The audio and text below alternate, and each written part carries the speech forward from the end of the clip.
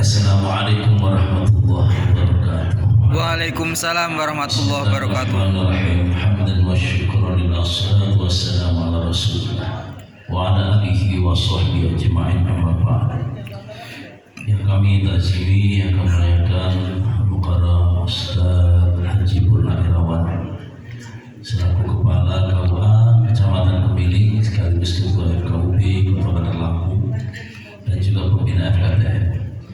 Yang kami hormati jajaran pengurus FKTM Kecamatan Kemiling, Ketua Takmir Masjid Al-Muttaqin Haji Sofyan Ma'arif SCP, teman-teman dari Maitul Subuh yang saya hormati, bapak-bapak, para penyuluh Kecamatan Kemiling yang saya hormati, dan juga bapak-bapak, saudara-saudara jamaah sholat subuh yang dirahmati Allah.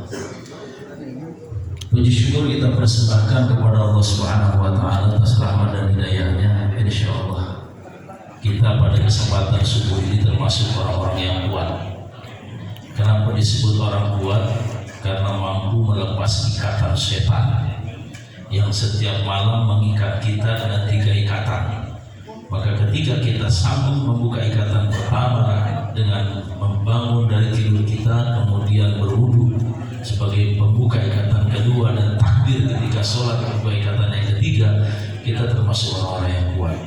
Maka wajar kalau jamaah sholat subuh itu dari sekian banyak yang ada sekitar masjid ini, jamaahnya 50% saja masuk sudah alhamdulillah, karena hanya orang tertentu yang diberikan kekuatan oleh Allah Subhanahu wa Ta'ala, dan insya Allah termasuk kita di dalamnya. Amin. Amin. Dan insya Allah kita istiqomah sampai akhir hayat kita nanti untuk memakmurkan masjid dan melaksanakan sholat subuh berjamaah. Salawat dan salam kita sampaikan pada Nabi Muhammad SAW. Insya Allah kelak di yaumil qiyamah kita mendapatkan syafaatnya. Ini insya Allah kultumnya. Kultum itu kuliah 7 menit. 70 menit. Iya, atau kuliah terserah antum, atau kuliah untuk tujuan makan subuh. Masalahnya isunya ada soto pagi ini. Jadi saya khawatir fokusnya ke soto. Ketahuan aja. Ya, nggak boleh bicara sama saya kelamaan. Karena di depan udah letak. Ya kan, bisa jadi nggak seuzon tertariknya ke sini karena ingat sotonya. Ketahuan aja. Walaupun awalnya karena soto, kalau sudah masuk karena Allah, insya Allah maka soto dan dapat ilmu kan ini. Amin, amin. Fadilah. Bapak Saudara yang dirahmati Allah, FKTM ini memang sudah saya rindukan sebelum Pak Purna. Jadi 2 kepala KUA sebelumnya itu pernah saya kasih masukan, coba contoh panjang. Ada forum komunikasi takmir masjid yang sudah cukup lama, dan itu dikomandoi oleh Pak Purna juga. Karena saya pernah mengisi ceramah di sana sekali atau 2 kali gitu kegiatan FKTM, dan bukan hanya itu, FKTM juga memanage terkait dengan khutbah Jumatnya sampai ke situ. Jadi khutbah Jumat itu diatur, dimanage oleh FKTM. Dari setiap masjid yang ada di kecamatan aja, tapi jangan sampai keluar kecamatan. Tapi ternyata Allah takdirkan, subhanallah, Pak Purna dikirim ke Kemiling. Nah, saya sudah punya mimpi dan keinginan, dan nebak ini mesti terbentuk di FKTM. Alhamdulillah dengan izin Allah terbentuk FKTM di Kemiling, dan terbukti kita punya kegiatan yang kita harapkan untuk saling berkomunikasi walaupun belum dihadiri oleh yang lain. Mudah-mudahan kalau yang sudah merasakan kenikmatannya, insya Allah mudah-mudahan mereka hadir juga pada saatnya nanti. Amin. Ya Rabbal Alamin. Saya juga baru ini hadir karena bukan karena soto ya, bukannya. Karena memang juga banyak kegiatan subuh kalau Sabtu Minggu itu. Baik Bapak Saudara dirahmati Allah, saya cuma mengutip satu ayat. A'udzubillahi minasyaitonirrajim. Bismillahirrahmanirrahim. Allahu akhrajakum min butuni ummatikum la ta'lamuna syai'an wa ja'alakumus sam'a wal absara wal afidah la'allakum tashkurun. Allah lah yang telah mengeluarkan kamu dari perut ibumu, la ta'lamuna syai'an, apa mengetahui apapun. Wa ja'alakumus sam'a wal absara wal afidah, dan Allah telah jadikan pendengaran Allah telah berikan potensi penglihatan dan hati agar kamu bersyukur. Bapak saudara rahmati Allah, sejak kita berada di kandungan ibu kita, ketiga potensi sudah diberikan oleh Allah. Dan pada saatnya nanti karena ketiga hal inilah kita bisa menjadi ahli surga, dan karena ketiga hal inilah kita jadi penduduk neraka.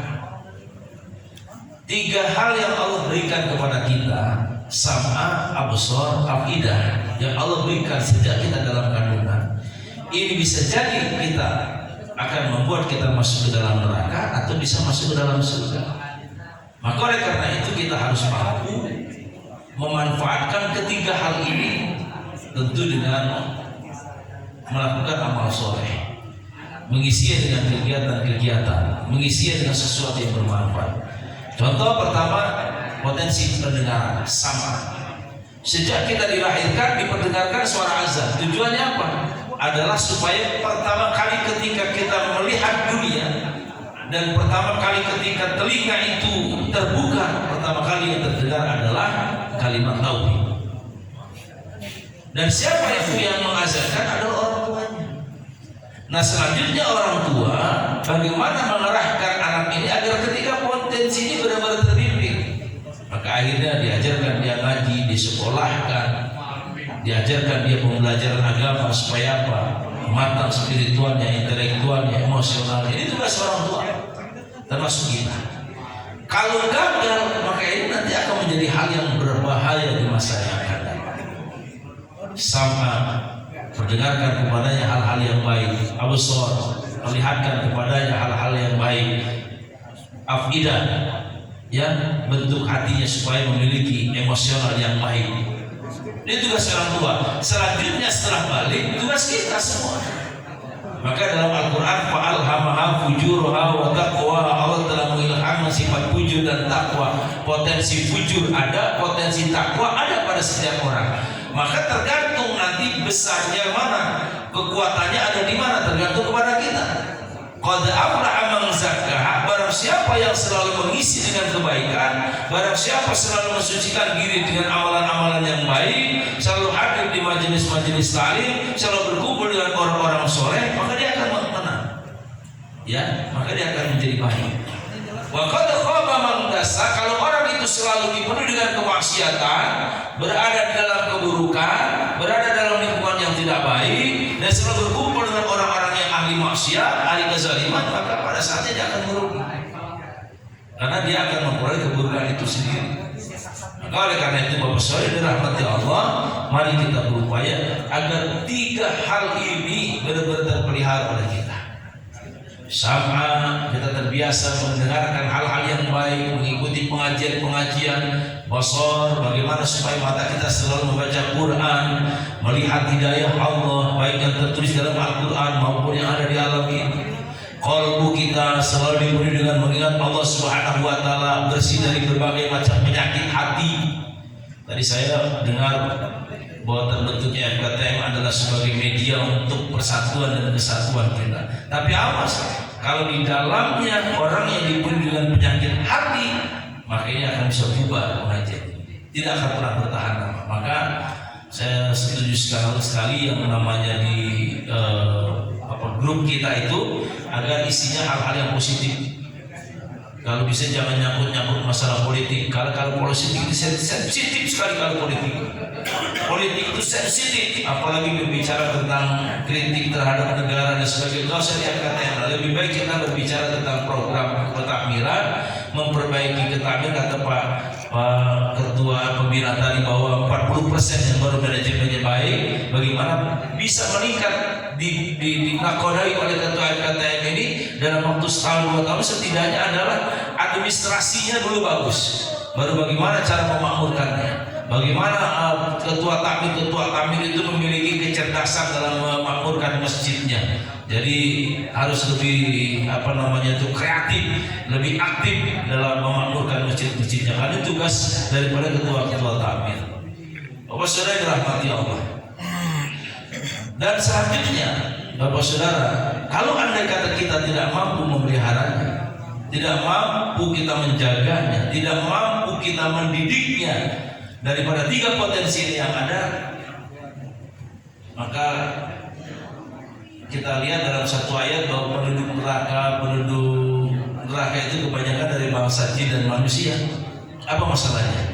Walaqad darana li jahannam katsiran minal jinni wal ins. Sungguh kebanyakan penduduk neraka itu dari bangsa jin dan manusia. Apa penyebabnya? Ketiga ini. Lahum qulubun la yafqahuna biha. Mereka punya hati, tapi nggak digunakan untuk memahami ayat-ayat Allah. Diajak haji nggak mau, diajak ke masjid nggak mau, ada taklim nggak mau, hatinya tertutup. Walahum bukan. Dan dia punya mata tapi tidak untuk melihat. Walau ayunul la yubsiruna biha. Dia punya mata tapi tidak untuk melihat. Melihat apa? Melihat kebesaran Allah, melihat kekuasaan Allah, melihat tanda-tanda kekuasaan Allah, membaca ayat-ayat Allah. Walau adanu la yasma'una, dia punya telinga. Kata Jurumai Rama, dia punya telinga tapi buta. Tapi apa namanya? Tidak mendengar. Tuli. Karena tidak digunakan untuk mendengar ayat-ayat Allah. Maka subhanallah, ini teman-teman dari Biker Subuh ini bagian dari dakwah. Jadi tugas menyeru untuk kebenaran, menyeru untuk kebaikan, tugas tabligh itu bukan hanya para asatid. Kita bisa menggunakan media apa saja. Biker Subuh melalui safari subuh setiap masjid. Orang akan melihat, subhanallah, anak motor mau salat subuh. Kita bukan anak motor, nggak mau salat subuh. Apalagi punya status ustaz, subuhnya malas ke masjid. Ya toh? Apalagi para penyuluh agama nggak salat subuh di masjid, malu. Terlalu. Kalau itu juga saya penyuluh. Biker aja sudah seperti itu, luar biasa. Musisi mau dakwah pakai musiknya boleh, silakan. Selama isi daripada apa yang ada di dalam syair-syair yang mengandung sesuatu nilai-nilai untuk mengajak kepada kebenaran, boleh. Ya, maka anak-anak kita yang bersolawat melalui hadroh itu, subhanallah, anak-anak muda sekarang sudah gandrung bermain hadroh, alhamdulillah. Karena anak yang main hadroh nggak ada yang sambil minum pil ekstasi. Anak yang sambil main hadroh nggak ada yang mikir duluan, betul nggak para biker? Nggak ada. Ada yang main hadroh solawat sambil teler? Nggak ada. Tapi kalau di atas panggung, bisa jadi dia nggak punya mental kalau nggak mikir dulu. Maaf, ini jangan singgung. Maka bersyukur kita anak-anak muda kita gemar bermain hadroh. Setiap masjid bisa ada hadrohnya, biar anak itu bisa menarik, mengajak kepada orang-orang untuk datang ke masjid. Subhanallah. Bapak saudara yang dirahmati Allah, kenapa mereka orang-orang yang punya hati, kemudian yang punya mata, yang punya telinga, tidak menggunakan atau tidak melaksanakan apa yang dikodratkan oleh Allah untuk mendapatkan satu kebenaran? Karena mereka memperturutkan hawa nafsunya, kelakuannya sudah binat seperti hewan. Ya, kata Allah, kal an'am, bal hum adall, bahkan lebih daripada hewan. Jadi kalau orang sudah punya mata, punya telinga, punya mata buta untuk mendengar kebenaran Allah, punya telinga tuli untuk mendengar kebenaran Allah, punya hati tidak digunakan untuk menerima hidayah Allah Subhanahu wa taala, apa? Mereka itu seperti hewan. Bal hum adall, bahkan lebih jelek daripada hewan. Contoh, Allah ciptakan laki-laki dan perempuan untuk apa? Untuk saling hidup berumah tangga, untuk mereka hidup bersama melalui proses pernikahan. Tapi maaf, sudah ada laki-laki dan perempuan, laki-laki masih cari laki-laki juga. Bal hum adall, bahkan lebih jelek daripada hewan. Ayam jago aja nggak ada yang mau berayam jago mau dikawinin. Ini ayam jago, ayam manusia mau laki-laki mau dikawinin, kan baru adol. Hewan aja ngerti kalau itu perempuan, gitu kan. Hewan aja tahu kalau itu lain jenis, kan begitu kan. Ya sesama jenis ngajak berantem bukannya dikawinin. Tapi manusia sungguh terlalu. Udah tahu baygon itu adalah minuman bukan untuk diminum, dilarang. Ya betul? Ya. Dioplos. Kan baru adol kan begitu kan, dioplos. Baygon campur obat nyamuk, dioplos sama anak muda yang di mana daerah-daerah luar sana. Itu baru adol, pakai akalnya nggak dipakai, kan lebih jelek daripada dia. Insyaallah kalau dikembali amanah yang begituan. Ada kemarin. Masih aman. Yang nih Kalau kampung ini kalau yang begitu-begitu tetangga kita kan ada. sebagai bapak saudara di daerah kabupaten. Ya, menjaga keamanan anak-anak muda itu yang ada di daerah kabupaten.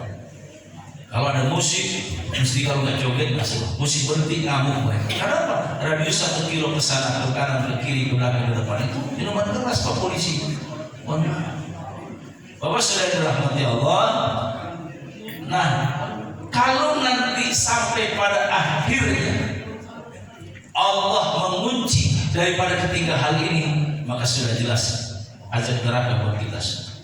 Jadi kalau ada di antara kita diajak ngaji nggak mau, diajak sholat nggak mau, diajak ngumpul nggak mau, kemudian usianya sudah mendekati uzur nggak mau juga, kata Allahu ala qulubihim wa ala sam'ihim wa ala absarihim. Udah ditutup mata hatinya, sudah ditutup matanya, sudah ditutup telinganya oleh Allah. Na'udzubillah min dzalik, semua na'udzu. Maka kita bersyukur selagi muda mendekat ke masjid.